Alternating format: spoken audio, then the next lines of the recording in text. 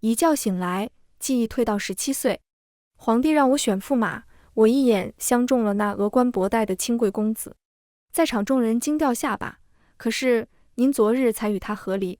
前夫微微一笑，眉眼温柔。怎么，公主想吃回头草？大家好，欢迎收看皮皮听书。我的身体24岁，但我的记忆只有17岁，因昨夜醉酒落水的缘故。而昨日我与崔景之和离，必是因我不愿和离，才借酒消愁的。之所以这般笃定，是因我一见崔景之就心口突突直跳，太阳穴鼓鼓发胀。这妥妥是情根深重，一见二见钟情。小皇帝愁坏了。崔景之是崔氏的大公子，你说要就要，说不要就不要，现在又要了，朕做不了主啊。丢失记忆中，父皇驾崩了。昔日里还不到我小腿高的圆团子成了新帝，还未亲政，大权都握在了世家手中。柏林崔氏，世家之首。崔景之有权有言，我为啥要和离？想不通啊。我问皇帝，皇帝别别扭扭说自己还小，才11岁呢，你们男男女女的事儿，朕哪知道啊。我问婢女，婢女结结巴巴，说不出个所以然，最后跪地一片，瑟瑟发抖，喊着公主饶命。不是，我就问问，没人要你们的命，这都怎么了？无奈，我只能去问当事人，我那毅力清冷的前夫崔景之。和离后，崔景之回了国公府。我寻思着登门拜访，也不好空着手啊，于是从街头买到巷尾。管事的态度恭敬也冷漠，说大公子在议事，公主请回吧。不妨事，我等他。我说，这一等，足等了2个时辰。日头火辣，我躲在梨花树下，站着、靠着、坐着，最后干脆歪头，昏昏欲睡。感觉脸上倒有细微的触感，我倏地睁开眼，雪白花萼之间，崔景之似玉花谪仙，容色胜极。崔景之不留痕迹收回手，目色淡如琉璃，有事吗？我站起身，满头满身的梨花落下，干脆甩了甩头发，朝崔景之弯弯着眼眸笑了起来。我给你带了好吃的。献宝似的，从花瓣里拎出了一串油纸包，这是烤鸭、糖莲藕、蜜桃干，还有冰梅饮。冰好像化了。我尴尬地挠了挠耳后，说等下回我再给买一碗。崔景之看向那堆吃食，又看向有些傻气的我，俊雅的眉眼微微蹙起。你，我和他几乎是一块儿开口。崔景之脸木道，公主要说什么？我们都成过亲了，我便叫你名字吧。崔景之，景之，这名可真好。我笑着对他说，景之，我与你是和离了吧？其实我同你说实话，你可别笑话我。我记忆没了许多，如今只记得17岁前的事了。我又与旁的公主不一样，我自小被外祖接去，在北京长大，不太懂礼仪，若是哪里做得不好，你直说便是。至于和离，我总要知道缘由，若是我错了，莫说我是公主，为世间女子表率，即便我不是公主，我也肯认错改正的。这番话说出去，崔景之的眼眸如水波涟漪，微微轻晃。半晌后，他垂下了眼帘，结语微微颤动，声音轻柔呢喃，公主是君，便是有错，也是下臣的错。果然是我欺负了他。见不得美人玉器，我连忙开口道，知错便改，亡羊补牢，复婚吧。崔景之愣住了，趁他正愣的功夫，我一气儿做了许多保证，承诺怎么对他好，怎么补偿他，又想起父皇在世时是如何哄着嫔妃的。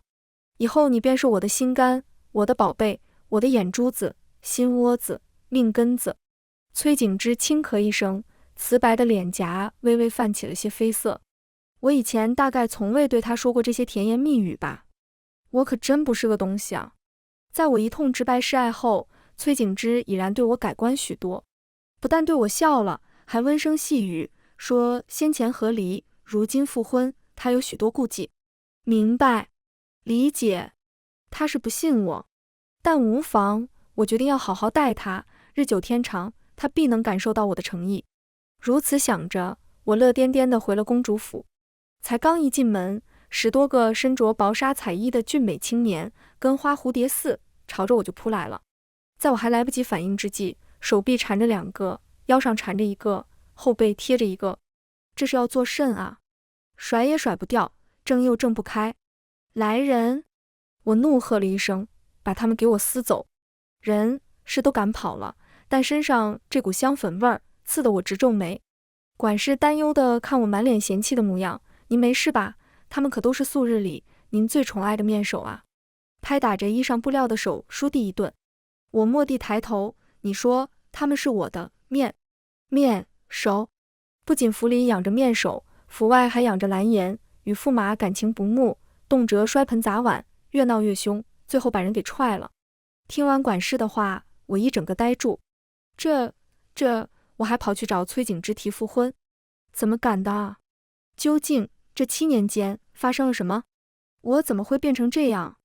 我进宫去问小皇帝，小皇帝含糊其辞，只说从前的事不记得便不记得了。我如今这样很好，与当年一样的好。可是，没有可是，朕还有事，朕先走了。一个没抓住，小皇帝泥鳅一样从我胳膊底下逃窜了。公主府的人对我噤若寒蝉，若是小皇帝也不给答案，我岂不是要成一个糊涂人？他逃，我追，不信还能插翅飞了。追到一半时，身侧宫门打开，我不慎与里头出来的人撞在了一起，跌入宫室。看清楚撞上的人，我一愣，江泉。昔日里不着四六的恶棍，如今缓带轻裘，竟也人模人样的，只是这身打扮。我拽起他腰下悬着的玉牌，看清楚上面的字后，顿时火冒三丈。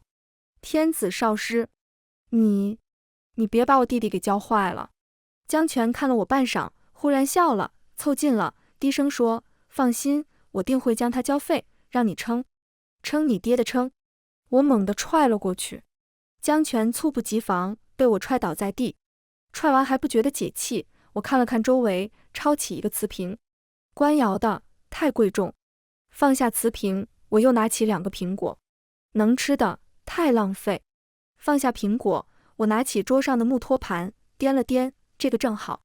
一步一步走进江泉，江泉吓得脸色发白。你别过来，你别，我们说好的，我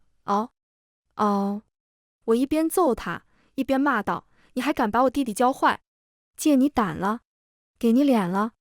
我打江泉，一开始是在屋子里打的，但他叫声太大了，将宫中侍卫引了过来，无数双眼睛盯着我，把江泉打成了猪头。我喘着粗气，指着江泉，你还敢不敢了？江泉鼻青脸肿，满脸眼泪鼻涕，我不敢了，我明日不，今日便辞去少师一职，再不敢出现在你面前。江泉的爹原是个侯爵，早年因救父皇而死，父皇感念，便封了江泉为义姓郡王。江泉在京城里算纨绔作恶的头1号，欺男霸女的事儿没少干。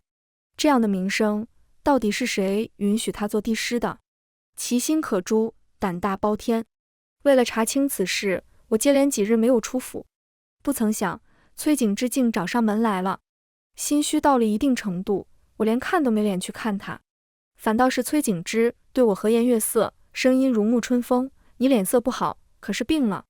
我嗫嚅，没事，我挺好，想道歉，可混账成这样，道歉没用吧？要不磕头认错？但这事儿也不是磕头能解决的啊。况且头可断，血可流，再怎么情爱冲脑，悔恨交加，一国公主对臣下磕头是万万不能的。在这反复纠结中，仆役端了茶杯过来，我连忙接过灌了一口，想遮掩此刻的尴尬无措。茶水才含在嘴里，只听见一声阴柔娇媚的公主。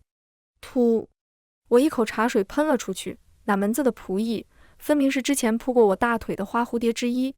我倏然看向崔景之，我那天仙下凡一般的前夫，正低垂着纤长的眼睫，语气再不是刚刚那般，而是一股子清幽寡淡。看来是臣想多了。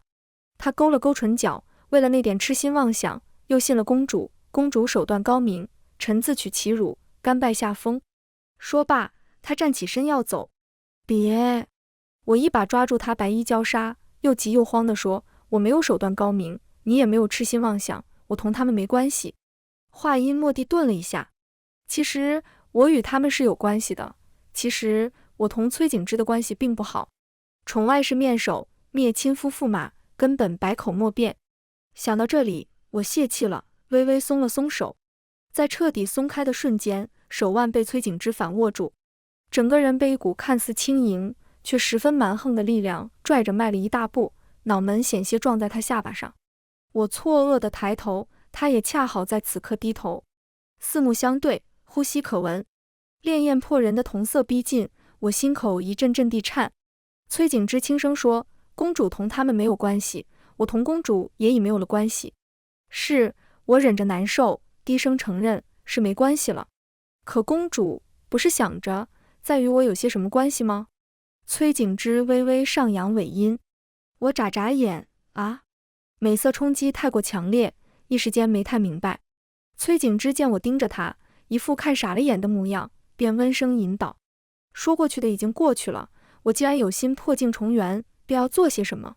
譬如府中府外那些娇俏的小公子。”崔景之轻声慢语。我机智地梗着脖子道：“什么娇俏的小公子？我只认得崔氏的大公子。”我一气儿遣散了公主府里所有面首，该给宅院的给宅院，该给钱财的给钱财。原本还担心有人不好打发，没想到他们一见崔景之，脸色巨变，一个比一个跑得快。这就空了。我歪着头看了看空荡荡的后院。公主舍不得？崔景之微笑着问。那倒没有，只是觉得幸儿他们走得顺利，没有纠缠，不然我还真为难。总不能因为不记得了，便当从前的事没有发生过吧？我坦白道，都是我弄进来的，如今不要了，总得让人家走得心甘情愿，否则对他们我有愧。崔景之望向我，眼神越发明亮，只是那明亮的目色之中，似乎藏着些扭曲的东西。咦？我凑近了想看清楚。崔景之垂落长睫，温声笑语：“你为我遣散后宅，待我果真情深，我也……不是啊，我遣散后宅与你无关。”我说。崔景之眸光一暗，悠悠地哦了一声。我悄悄伸出手，拉着他腰间欲坠的流苏，轻声说：“你不要觉得我是为你才会如此，更不要因我这样做了，便过于感动或感激。我不想用这样的方式绑架你的感情。我喜欢你，也希望你能喜欢我，是发自心底的那种，与旁的都无关。”崔景之沉默半晌后，轻声说：“公主是我平生所见最热烈也最纯澈的人，受表扬了，加分了。复婚之期指日可待。”肃清了公主府，还没来得及多吸几口没有香粉的清新气，宫中的内侍来了。于太妃要见我。我觉得奇怪，于太妃是小皇帝的生母，小皇帝继位，她该做太后才是。可她非但没做太后，竟还住在早前的偏殿里。我记忆中与她几日前才见过，如今再看，短短7年，她衰老得厉害。星月参见母妃。我躬身行礼。于太妃脸色一变，肩膀瑟瑟发抖：“你叫我什么？”“母妃啊。”我抬眼望向她，不一直都是这样叫的吗？于太妃曾是我母后陪嫁入宫的医女，母后薨逝后，她抚育我多年，视我如己出，我与小皇帝一样，唤她母妃。于太妃双眼含泪，喃喃自语：“你已许多年不曾这样唤过我了。”“你说什么？”我没听清她的话。于太妃捏着帕子擦了擦眼角，在看我时，眼中满是复杂之色。“听闻你将将军王打了，又逼他辞去少师一职，是我做的，但是母妃……哎。”于太妃又一副心绞痛到要哭的模样，我连忙扶着她，边安抚着奇奇怪怪的于太妃，边严肃道：“皇帝年幼，需名师教导，可将权恶名昭彰，让他教导皇帝，只会将皇帝教坏。别说我动手打了他，若被我查到哪个混账找他来做少师，我连那人一块打。”“也不必，都是过去的事。”于太妃盯着我，小声问：“你看，帝师可还要再找人来？”“必须找呀。”我斩钉截铁道，“不但要找，还得找德才兼备、满腹经纶的先生大儒。皇帝若成明君，江山百姓之福。”“星月。”于太妃眼瞅着是要哭了，“你竟还愿意顾念江山百姓，娘娘泉下有知，定会欣慰。”我笑了笑，对她说了失足落水失忆的事。原来是失忆了，竟然是失忆了。于太妃念念叨叨：“我的记忆绝无恢复的可能。这是太医院里10来个太医的一致诊断。”说来也是件郁闷的事。我出生后被于太妃养着，没养几年，便被外祖带去了北境，17岁才回到京城。朝政、皇权不能说一窍不通，但也不甚清楚。幸而有崔景之，对这些了如指掌，给我分析的头头是道。只因皇帝年幼，大权便被世家揽了去，世家处处掣肘皇权，摆明了是在欺负人。我后槽牙磨得嘎吱嘎吱响，是觉得李氏皇族没人能治得了他们了吗？从前皇族之中，确实无人敢与世家抗衡。崔景之说，我呢？我指了指自己，我也不敢。公主不是不敢，公主有自己的打算。崔景之委婉回答，就是怂了呗，真不知道自己这7年是怎么窝囊过活的。以前如何且不管了，但自今日起，我必得担得起公主的责任，辅佐幼弟，护佑国祚，将那些门阀世家一个一个撵回老家去。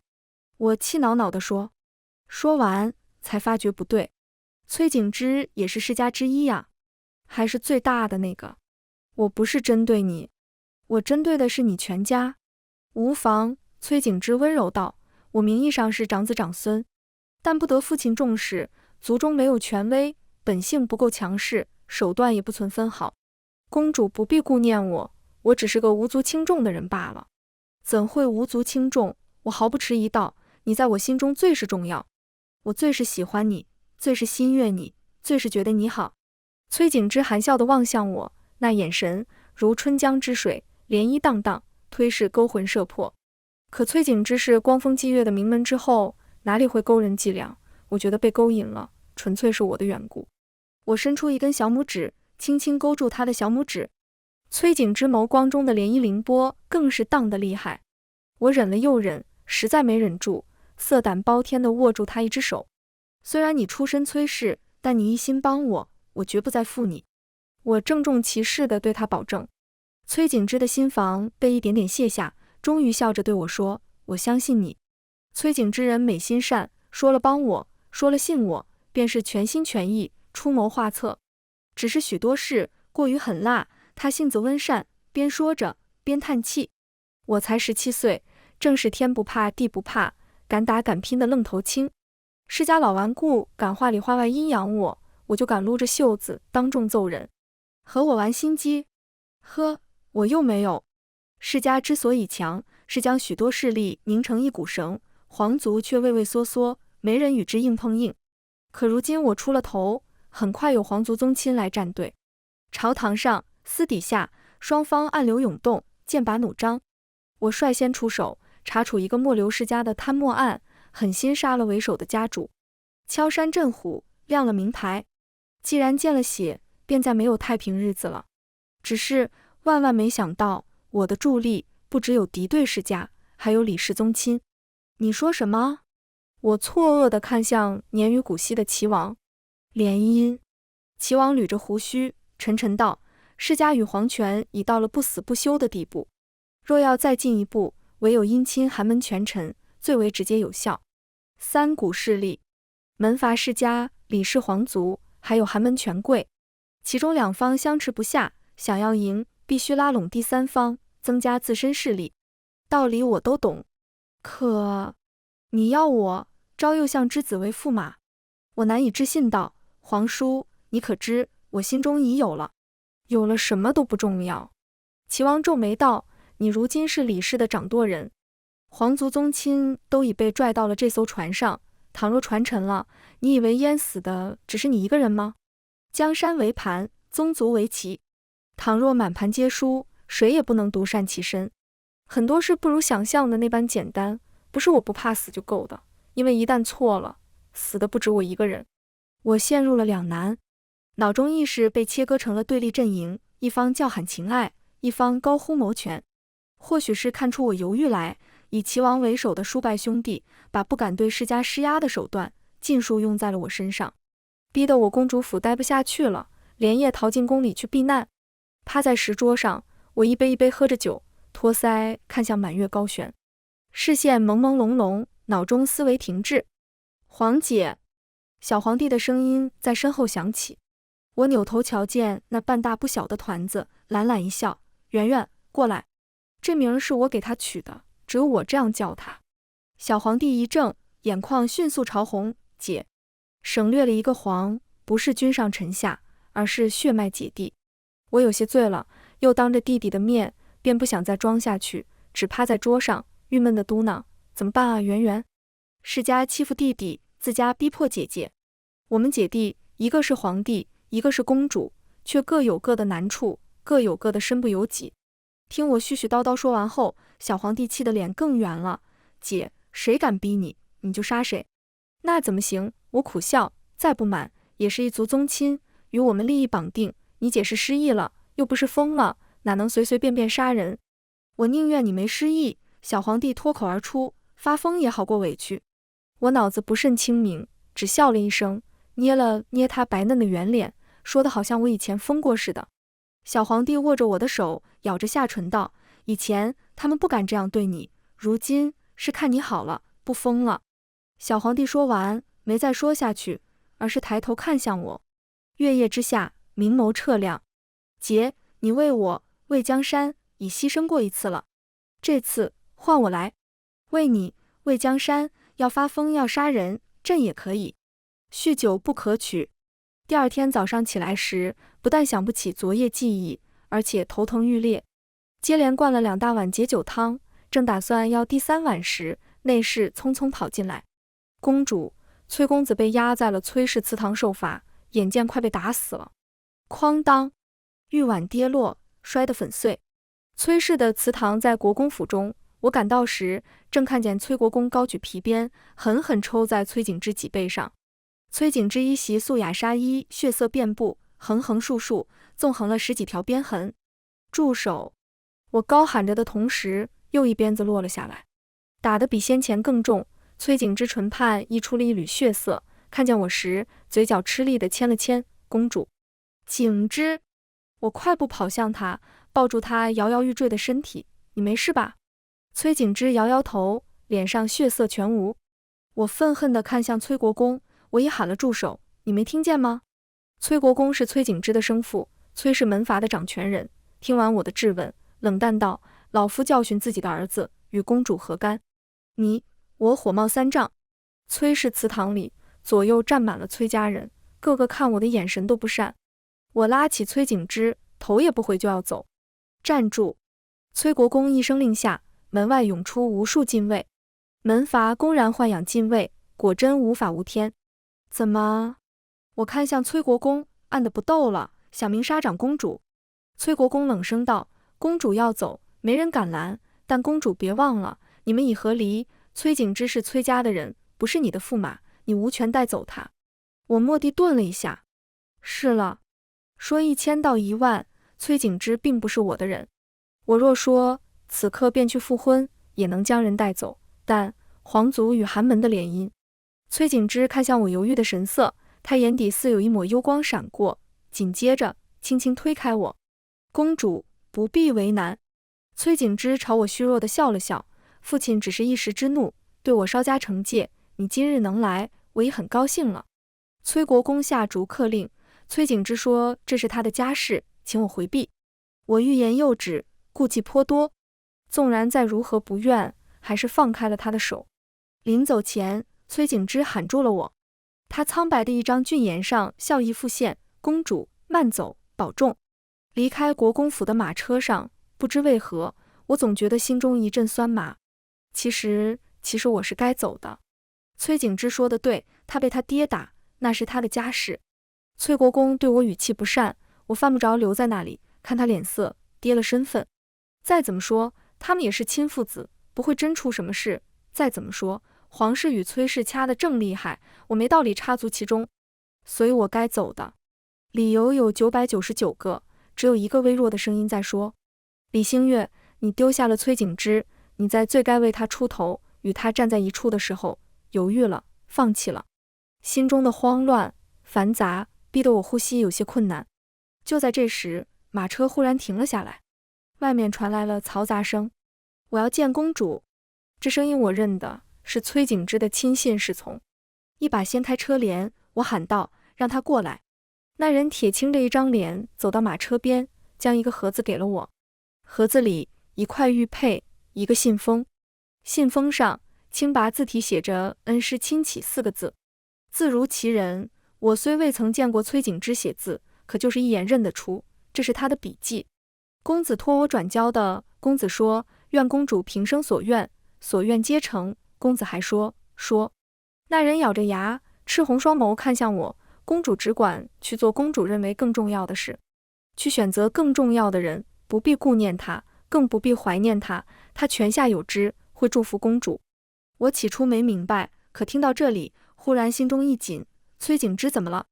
他狠狠瞪向我，公子为陛下寻了圣人孔庭为帝师，你持亲笔信与信物拿了去找孔庭，他便会出山。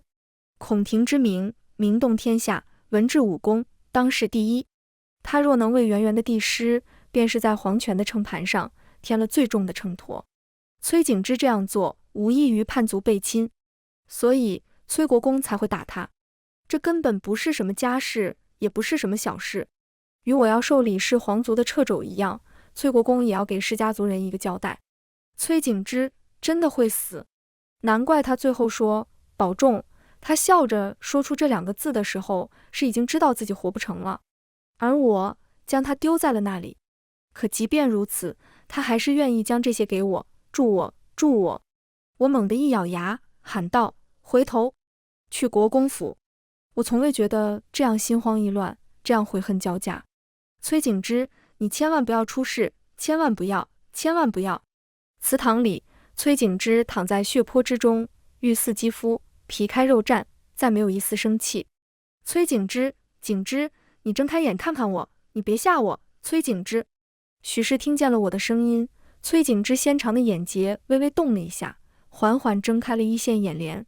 他嘴唇动了动，声音微弱的近乎无，你说过不会再负我，我那时信了。我心中一疼，再顾不上其他，大声道：我不会再负你，你是我的驸马，是我的人，谁也不能伤害你。搀扶起他时，国公府的禁卫再度挡住了我的去路。我冷冷看着他们，刀斧斜身，岿然无惧，坚定地走了过去。禁卫步步后退，我步步逼近，终于将崔景之带了出来。崔景之的意志力支撑着他离开了国公府，支撑着回到公主府。但在踏进公主大门的那一刻，人便晕厥了。我急召太医来看，太医齐齐震惊，崔景之受这么重的伤，还能从国公府撑到公主府，心智之强实属罕见。然而崔景之受伤太重，经脉骨骼内腑都遭重创，且是被生生打成这样，等同遭遇重刑。他会如何？我喃喃地问。太医们相互看了一眼，低声道：伤及根本，恐难痊愈。崔景之从此以后离不得药了，用世间最名贵的药材为他固本培元，精心照料，半点闪失不能有，他才有机会与常人活得一样久。崔景之昏睡3天，我守了他3天。再醒来时，他声音微弱的近乎无，我还能活多久？我沉默半晌，将病情如实告知。所以从今而后，我便要依附着你，像菟丝花一样，受你照拂，得你庇护，才能活着，对吗？崔景之平静地问。这样谪仙般的公子，却落得这样的下场，我难辞其咎，此为悔。抛弃过他1次，又因犹豫，抛弃了他第2次，我心绪难平，此为愧。除却悔与愧，其余所有，皆是心悦，皆是喜爱。宗室的人再如何逼我，提多少次联姻，我也坚决不肯答应。他们动不了我，便怨恨起了崔景之。崔景之已被崔氏除名，又不得李氏青睐，如他所说，他只有我了。不只是崔景之，还有圆圆，还有太妃。病的病，幼的幼，老的老，3人的身家性命全压在我一人肩上。无论如何，我也不能倒下。崔景之像是被伤透了心，伤好些后与我疏离起来。他会与我道谢，会打我问话，但不再主动与我说话，也不再对我笑。我心里清楚，先前那些好感只怕都白折腾了。可是怎么办呢？自己造的孽，慢慢还吧，一辈子那么长，总有追复成功的一天。崔景之的亲笔信与信物果真请来了孔庭。年逾古稀的老人，满头银发，气若沉渊。他入宫当日，京城的学子如生，齐齐跪在宫门口，卿本溯源，以正皇权。孔廷的到来并没有让世家门阀偃旗息鼓，反而逼得他们更加激进。皇帝拜师孔廷，如此大的排场，刺客却忽然出现。兵荒马乱中，小皇帝不慎被挤到崔国公身边，发出一声痛呼，捂着胳膊，他满眼惊恐地看向崔国公，朕待国公犹如长辈，国公为何要杀朕？说完便扭头跑向了我，皇姐救我！我牢牢抱着圆圆，经羽卫将我们护得严严实实，迅速制服刺客，兵刃直指崔国公。崔国公满脸错愕，刚要开口时，袖袋里掉出了一柄沾血的匕首，匕首上嵌着一颗猫眼大的宝石，是当年开国圣君赐崔氏先祖，只历代家主才能佩戴。崔国公浑身是嘴，也狡辩不得，当即被下了大狱。浑然一体的氏族门阀被撕开了一条口子。即便如此，要清理积攒百年的门阀势力，不是一件易事，除非是自内部溃败。崔国公下狱后不久，崔氏的年轻一辈或主动请辞，或自请远调。大家族中精英如同花瓣，一旦落尽，便到了末路。崔氏又是门阀之首，崔氏落败，其余世家也没了底气。短短半年，朝中势力焕然一新，氏族败落已成定局。这一仗中最大的功臣莫过于崔景之，然而他却提出要走。走？去哪里？我大惊失色。崔景之披着血狐大氅，单手抵着薄唇，轻咳着，纤长的睫羽微微盖着眼眸，显出了几分脆弱美感。王道已正，皇权归位，我帮不了你们什么了，只希望公主垂怜，让我离去。不行，你哪里也不能去，我不会让你走。我大声说。何必呢？崔景之惨笑，公主一再撩拨，无非是因我对公主有用，可我能给公主的都已给了。如今陛下亲政，公主辅政，我一个落魄家族的落魄之人，不值得公主再费心哄骗。什么哄骗？我几时哄骗过她？难道她以为我只是想利用她扳倒崔氏？见我不说话，崔景之脸眸，转身走向门外。纵然我有无数的甜言蜜语，此刻都派不上用场了。崔景之要走，他这一走绝不会回头，从今往后我再也见不到他，再也不能同他说话，生命里再没有这样一个人，一颦一笑牵动我心。几步冲过去，我一把抓着他伶仃的腕骨，执拗的不肯松手。崔景之体弱，挣不开我与他就这样僵持着，门外忽然传来唱惹：陛下驾到！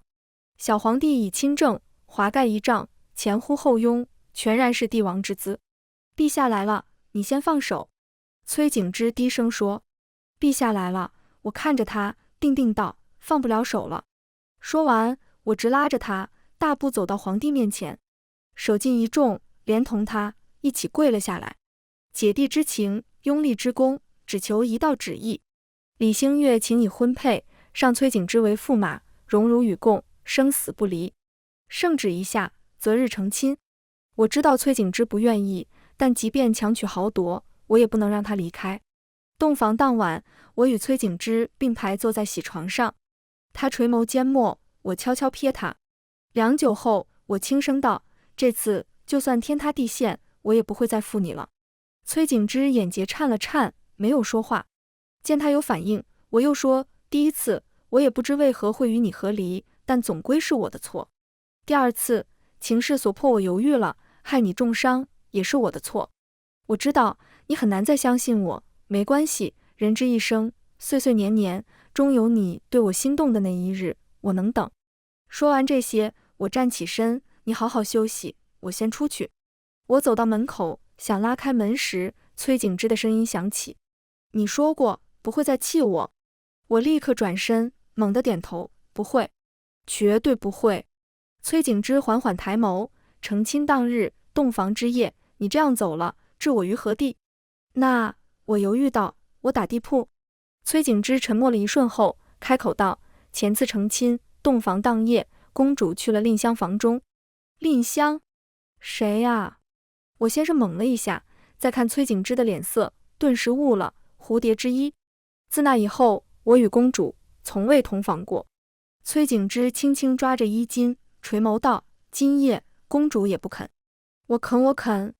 我立刻跑回去，到了他跟前，耳朵跟滚烫。我是怕你不肯。崔景之望向我，灯烛下目色流转，既已成亲，便是夫妻，以后的事且看吧。他到底还是心软了。这世间怎么会有崔景之这样好的人呢？李星月啊，李星月，你要好好保护他，好好照顾他。如此温柔的崔景之，再也遇不到第二个了。就在我满心都是怎么珍惜崔景之时，崔景之已将我一身衣裳脱了七七八八。等我回过神来，觉得肩膀发凉，只剩了抹胸卸衣。等我才要开口，人被摁到了床里。崔景之压在我身上，黑发如流泉般滑落，眼睫一闪一闪，瞳色翻涌勾人。这个身体肯定，但是我舔了舔嘴唇，我真没经验。崔景之垂下俊颜，吻住我的唇瓣，我也没有，所以今次才是你我的初次。有了初次，便会有二次、三次、四次、五次。华贵结实的床架吱呀作响，我昏昏沉沉地被翻过身去，感到炽热的唇舌在脊背某处肆意妄为。我难挨微怔，酥麻的紧。疼吗？崔景之的声音不复轻柔，沉沉沙哑。景之，别咬。崔景之认准那一个地方，折磨着不肯罢休。眼前似乎有一缕晨曦光亮，却没力气睁开去看清楚。我窝在崔景之怀里。景之，我好累。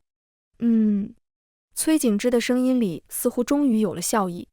肩膀被有规律的轻拍着，我半梦半醒的喃喃问：再相信我一次，好不好？最后一次，最后，实在撑不住，彻底闭上了眼。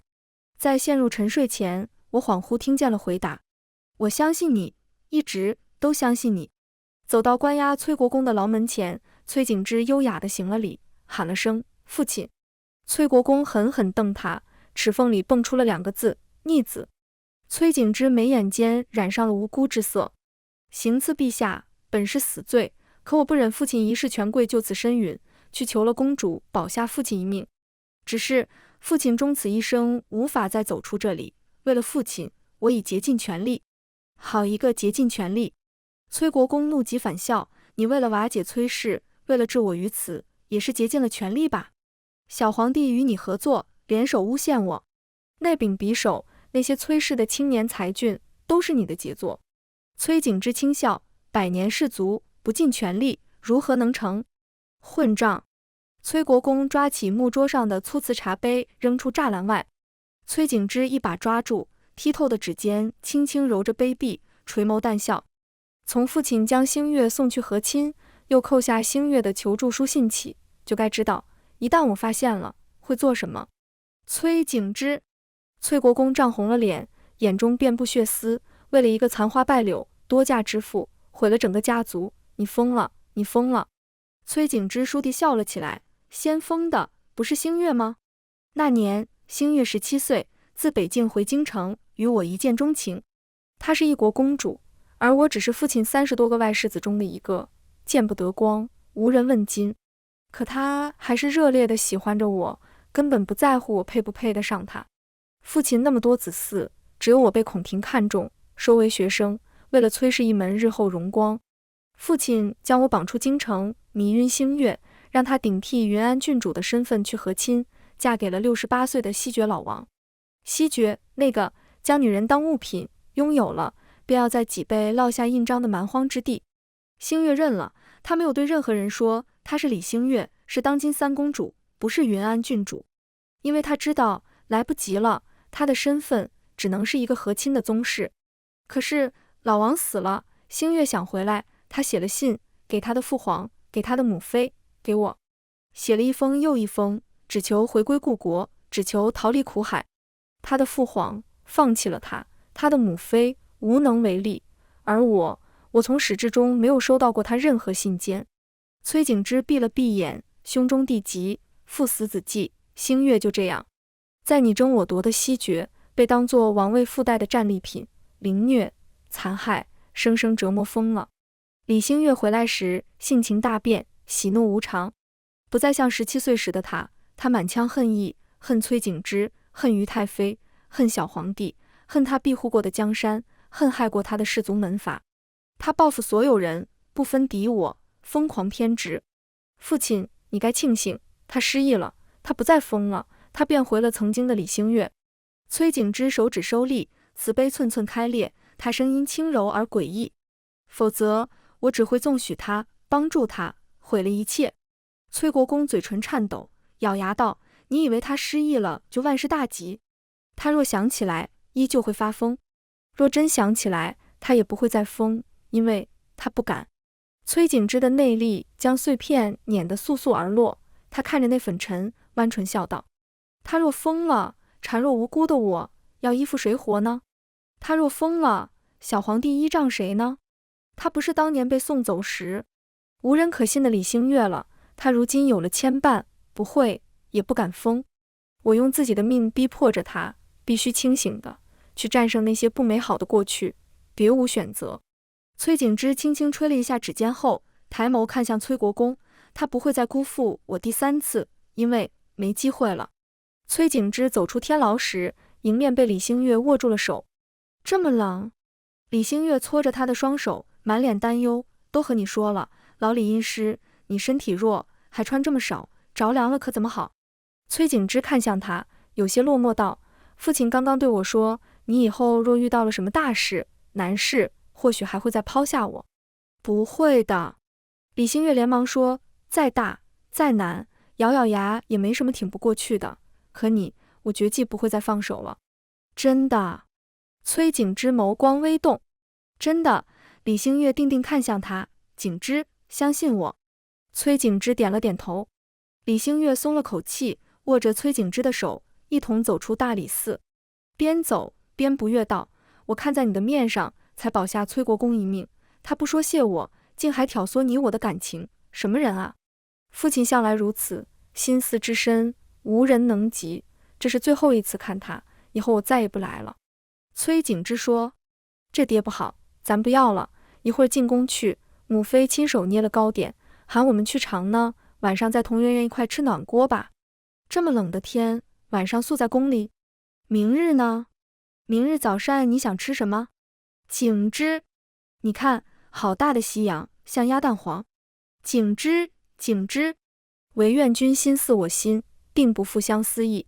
全文完。皮皮听书感谢您的观看，每天上新精彩小说，喜欢就订阅吧。